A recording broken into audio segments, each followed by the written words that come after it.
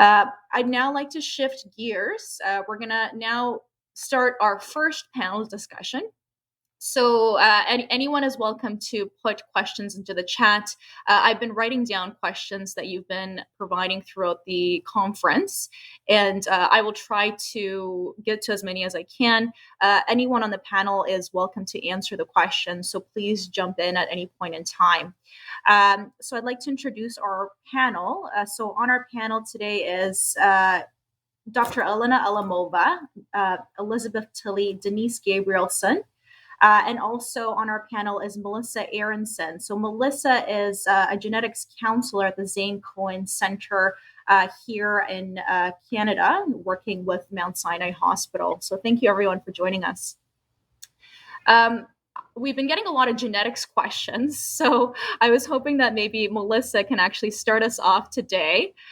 So welcome.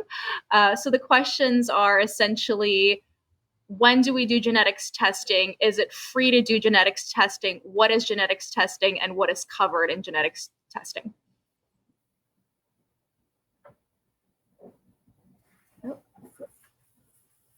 If you qualify for it.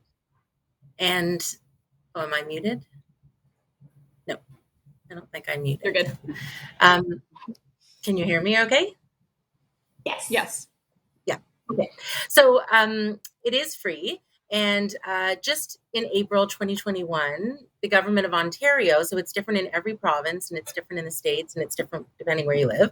But in Ontario, starting April 2021, genetic testing is available to anybody who has gastric or cancer of the GE junction, which is between the junction of the esophagus and the stomach, if you're diagnosed at age 50 or under. So that could be even ordered often in conjunction with your oncologist and a genetic team. There's also a lot of criteria for, if you have multiple people in the family with stomach cancer, if you have a family history of breast cancer and stomach cancer, which often go along together in a hereditary syndrome. If you have colon polyps or colon cancer and stomach cancer, that often goes together. So there's a list of criteria that a genetic clinic would have. So I would say if you're suspicious, given a young age of diagnosis, a family history of cancer, multiple cancers in yourself, or a history of other conditions, even something like cleft lip and palate, which is when your lip and your palate don't form correctly at birth, that's a criteria for testing. So all of those things, have your doctor refer you to genetics and we can let you know if you're eligible. Perfect. Thank you so much, Melyssa. And we see Abby over there. Hi, Abby. So this is Abby. Welcome. Thank you so much to both of you guys for sharing your story. A couple of people are asking about your Instagram handle or how they can learn more about your journey, Abby.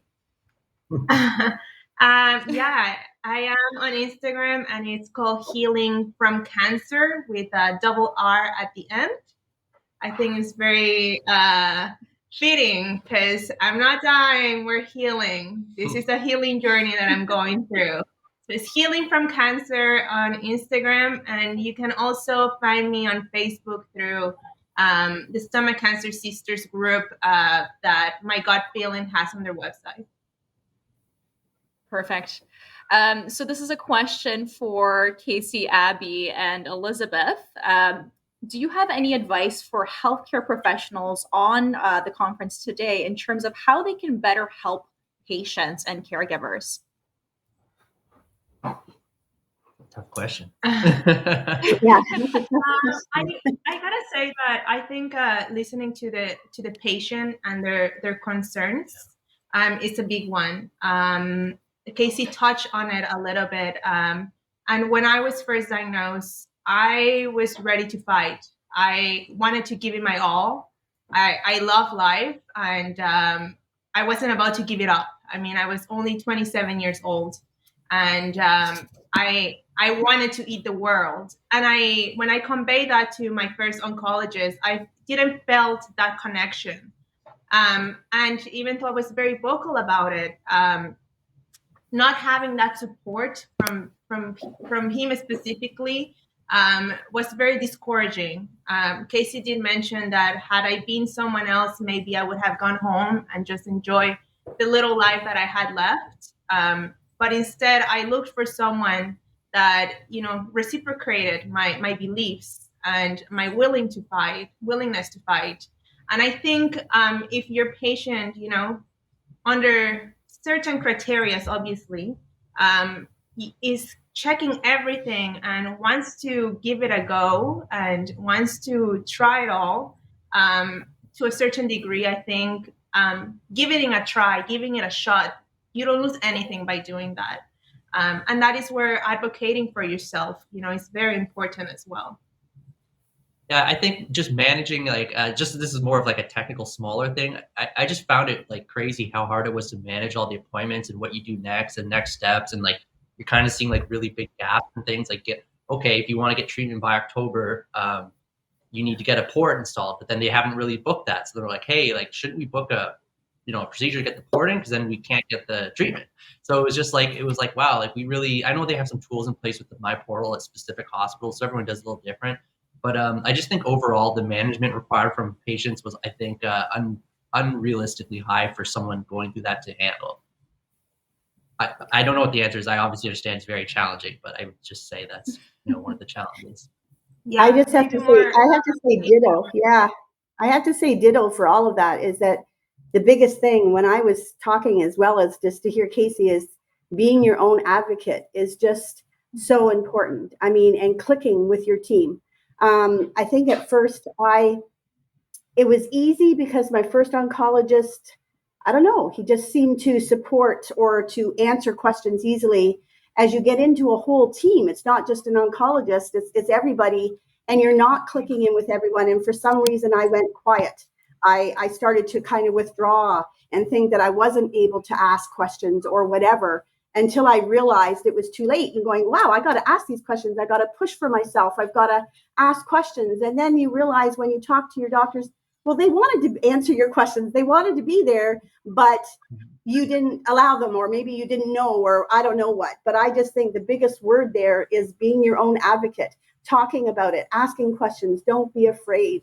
Because if you don't, you're not going to kind of get everywhere. I think Casey really hit it on the nose in quite a few times in the saying of, this happened and you know what, you should have just done that. Why did that happen? Why did that happen? Ask why more, but be your own advocate. That's the biggest thing. Yeah, I think if I had to give a tip to a medical team, it would be listen to the patient.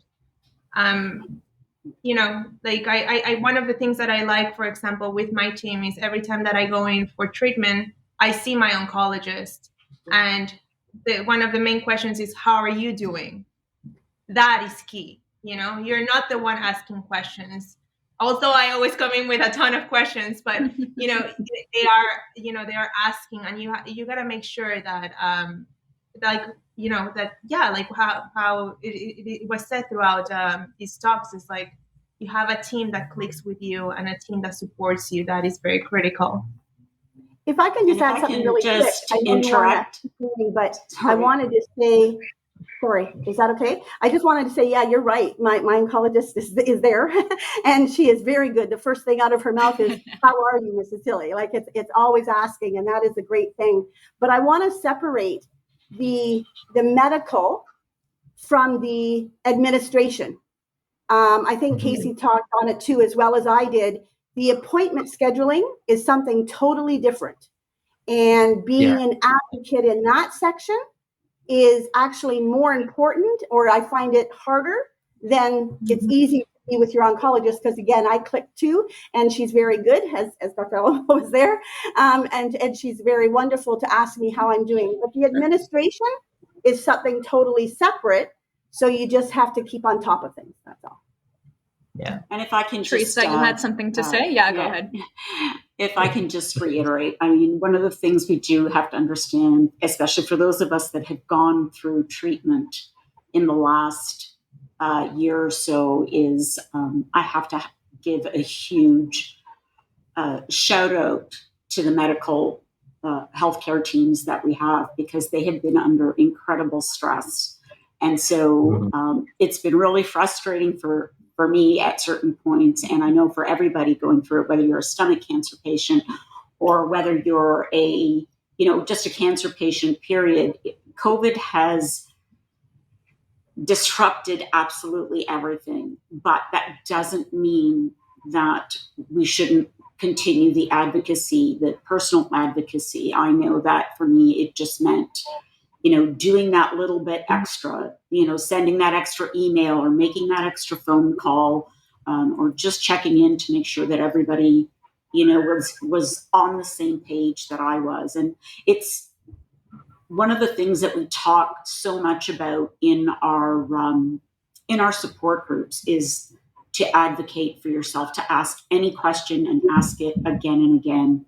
But I think this particular past 18 months has been such a struggle for both patients and healthcare professionals just because of the pandemic. So I just wanted to make sure that, we kind of understand that as well, but never stop advocating for yourself.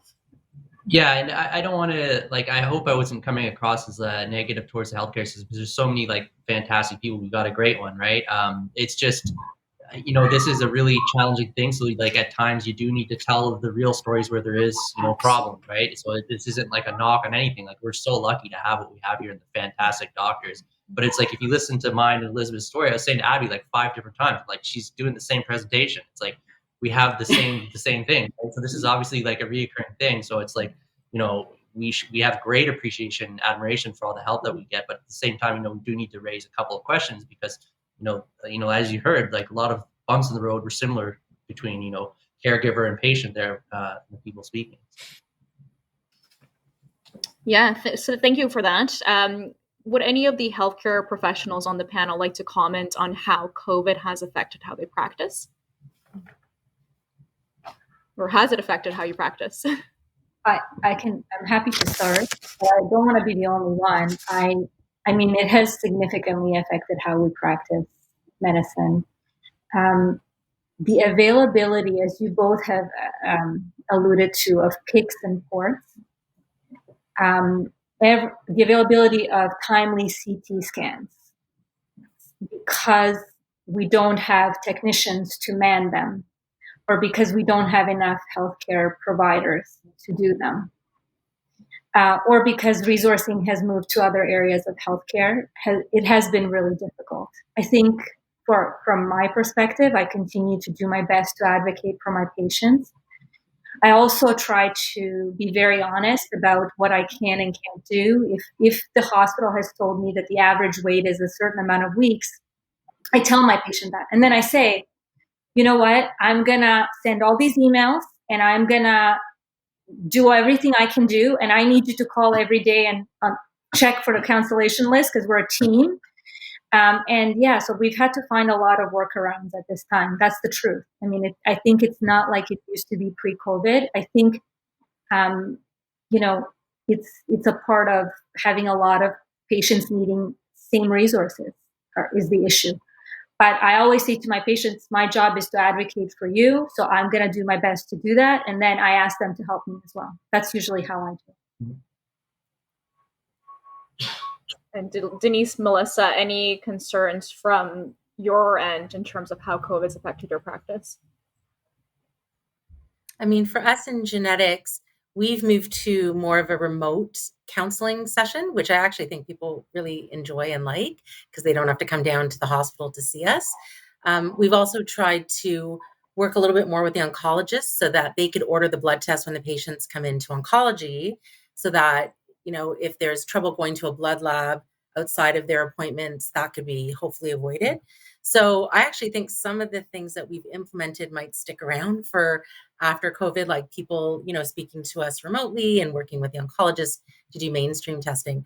I will say that because of COVID, people maybe didn't go for their physicals or go for screening. And so the cancers are caught later. And that makes it a lot more urgent when we get a call that someone seems to be at high risk for hereditary cancer. That cancer is often at a much later stage right now because of the COVID. So I've been trying to encourage people to go for screening. If you're due for screening, go to your doctor if you have a concern so that things are caught as early as possible, which is the best way to treat cancer.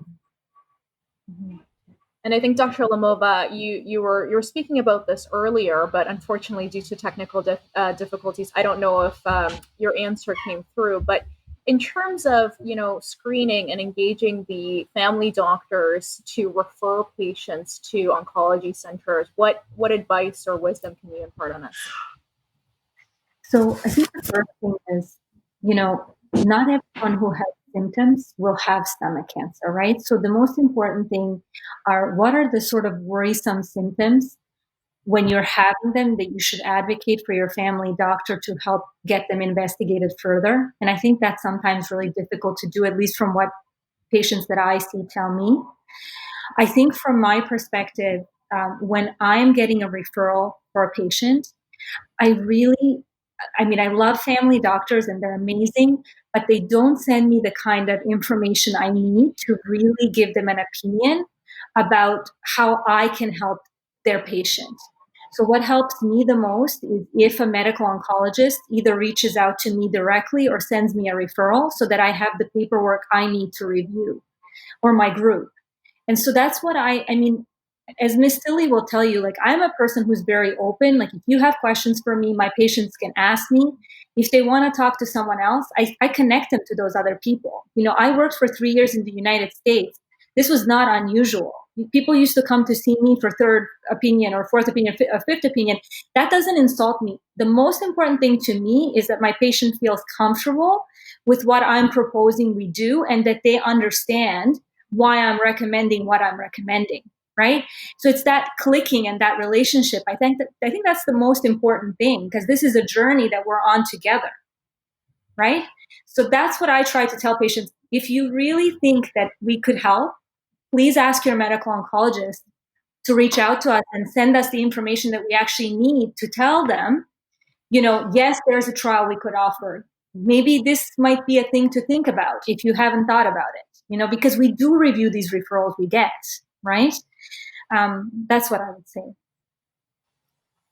If I can say something, thank you so much, Dr. Alamova, for saying that, because we find often that patients seem so hesitant to go for second opinions because they feel that they might be insulting the current oncologist they're with, or they're just overwhelmed, or they're just so worried that they might not get the appointment, and then they'll lose the oncologist that they're working with. And we always say to them, a really good oncologist should not be offended if you want to go for a second opinion.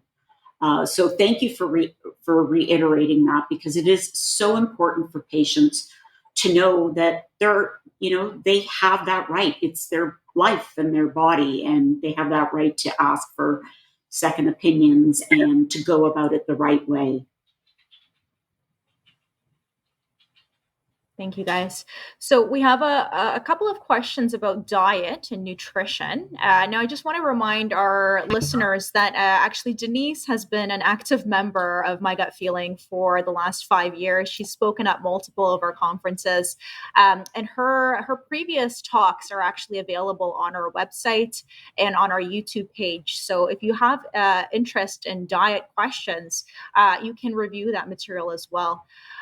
So Denise, and also to the patients and caregivers on this line, people are asking how to eat without a stomach, how to eat during chemotherapy when you're feeling really unwell and nauseous, how to eat on medications that cause you all these symptoms.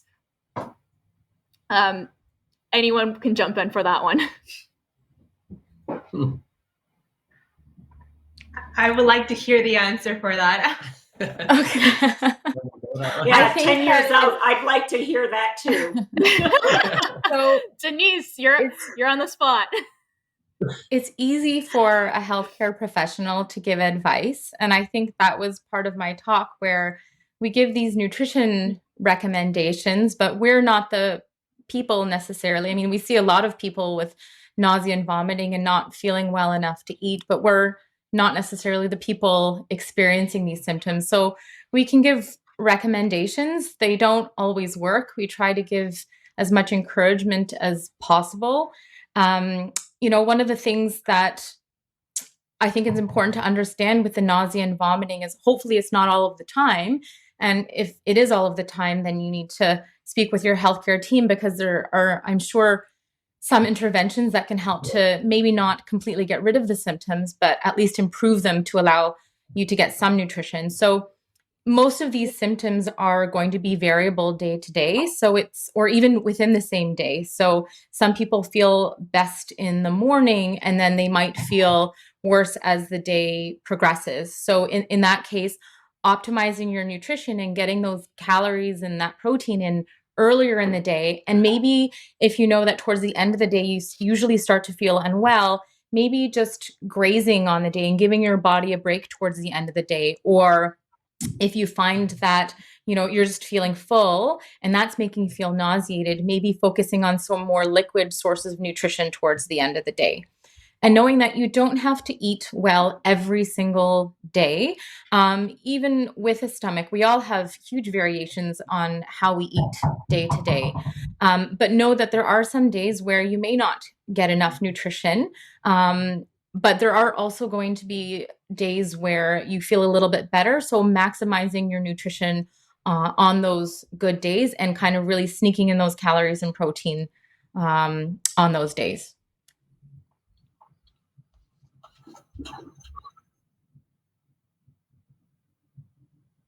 Does anyone on the patient or caregiver side have any comments in terms of nutrition, either post-surgery or during chemotherapy or immunotherapy?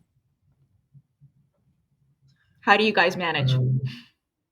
I think prep, just making sure you have food available. I mean, that's a very basic thing, but maybe like lazy guys out there like myself could need to hear that a bit more, like having things prepared, like when they're done with chemo that they're going to have specific requirements, or try to stick to things that have worked in the past. I know I had this little kit of things I always got before stomach surgery. I always, there was just certain things I knew that she liked to eat, so I just always have that available. I mean, obviously now it's a little challenging, so like I always make sure I got a soup with some kind of hand, just in case something, or she's having trouble eating like solids. This is obviously post stomach removal that I'm talking about now. You just try to have like backup plans and a few different options, like have a variation of things. Cause when you're post stomach surgery, especially in the beginning, you're not even going to really know what to have. So just try to have a variation of things ready to go. So if plan A fails, you got plan B and plan C and everything else.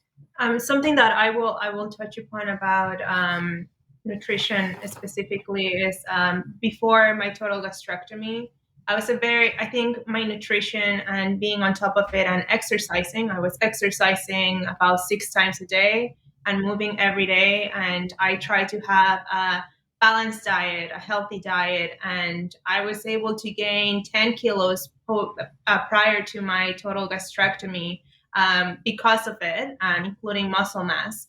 I think it's very important to know what works, but also try new things and educate yourself.